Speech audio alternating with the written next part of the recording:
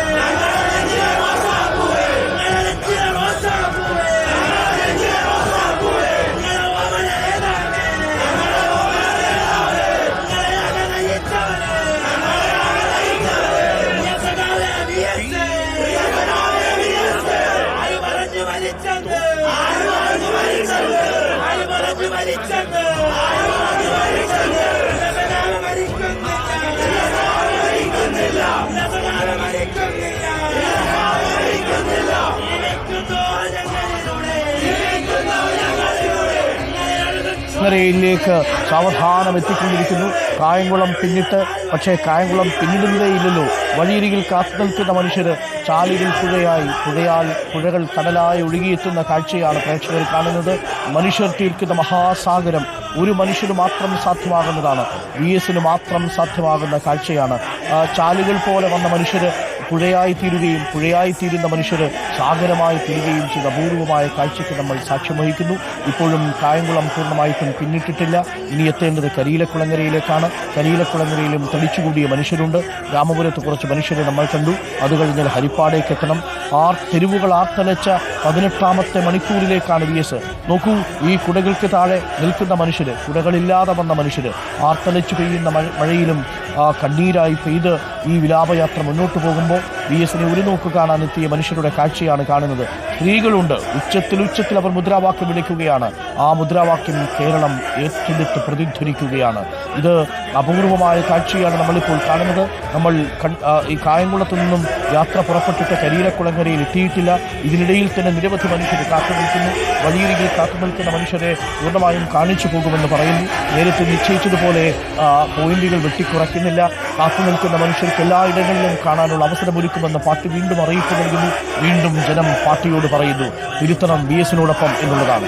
ഇതാണ് VS നമ്മളെ പഠിപ്പിക്കുന്ന പാഠവും. അതാണ് VS ഈ അന്ത്യയാത്രയിലും നമ്മളോട്, ജനങ്ങളോട് ചേർന്ന് നിന്നുകൊണ്ട് VS പറയുന്നു. VS നിശ്ചയിക്കുന്ന സമയത്തെ VS എത്തും എന്ന മട്ടിലാണ് കാര്യങ്ങളുടെ പോക്ക് ഇപ്പോൾ. നെടുനായ